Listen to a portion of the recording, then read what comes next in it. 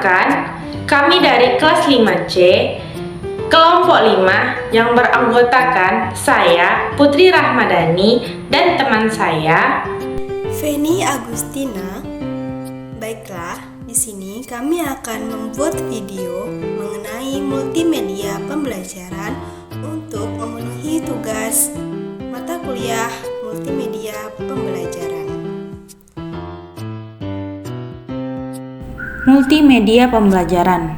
Nah, multimedia pembelajaran ini terbagi menjadi dua makna, yakni makna multimedia sebelum tahun 1980 dan makna multimedia setelah tahun 1980. Baik, yang pertama, makna multimedia sebelum tahun 1980, yakni kumpulan dari berbagai peralatan media berbeda yang digunakan untuk menyajikan materi pelajaran, misalnya tulisan, grafik, gambar, dan kertas karton yang ditempelkan di dinding. Selanjutnya, makna multimedia setelah tahun 1980, yakni penyampaian informasi secara interaktif dan terintegrasi yang mencakup teks, gambar, suara, video, ataupun animasi. Multimedia pembelajaran terdiri dari komponen pembagian multimedia berdasarkan penyajian dan manfaat multimedia.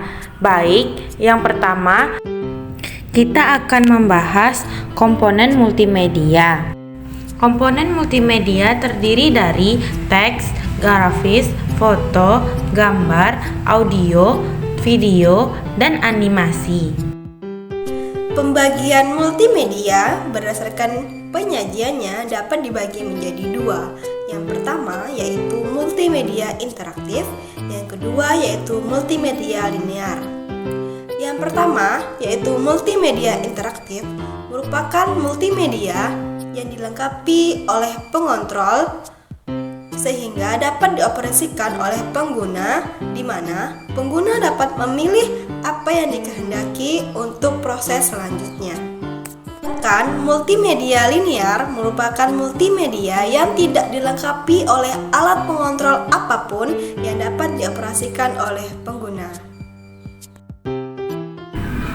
Selanjutnya, manfaat multimedia.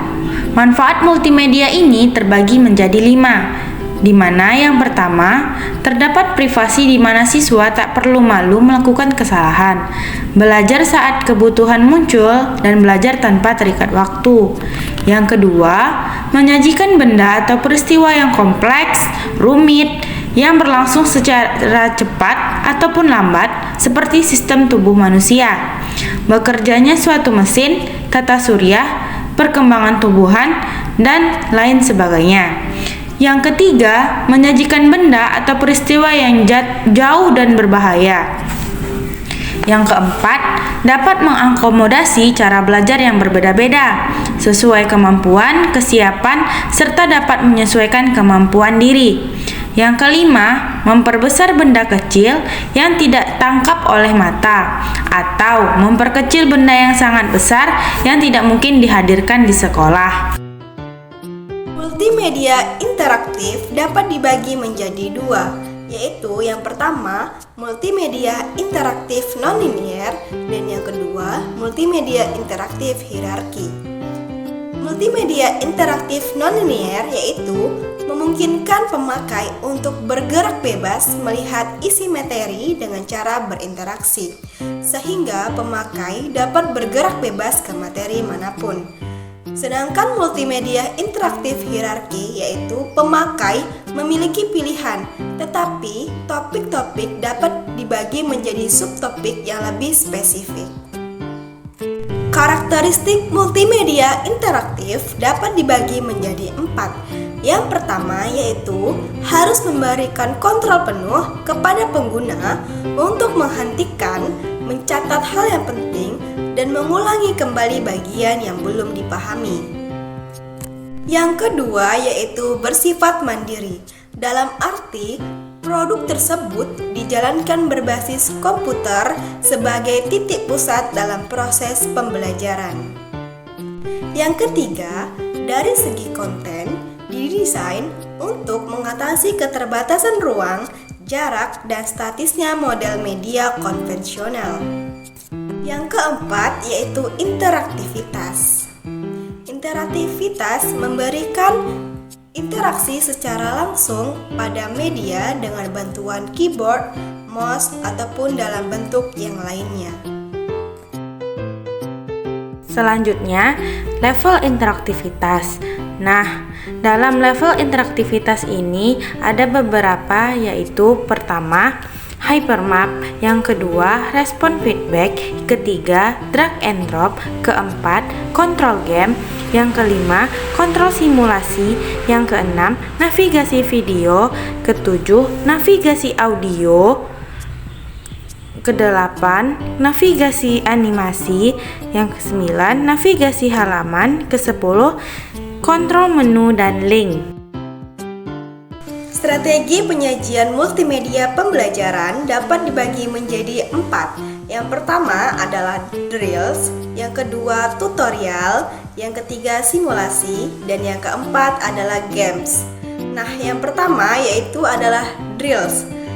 Drills merupakan teknik yang melibatkan pengulangan secara terus-menerus untuk memahami dan juga menguasai materi-materi tertentu.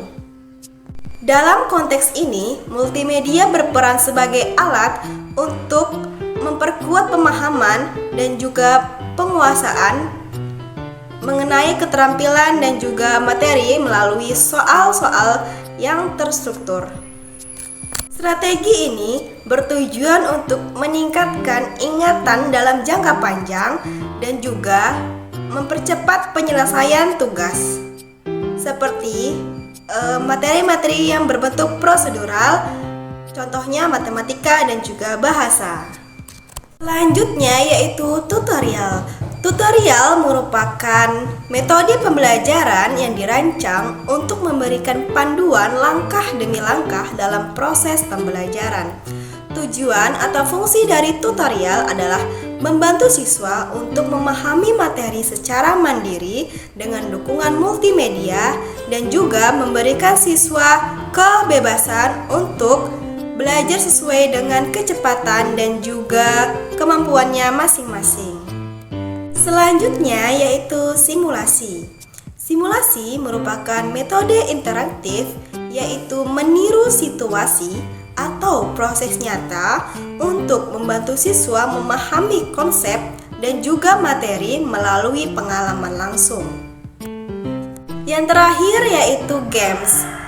Games merupakan metode interaktif yang di dalamnya terdapat elemen permainan untuk membantu siswa memahami materi dengan cara yang menyenangkan dan juga menantang.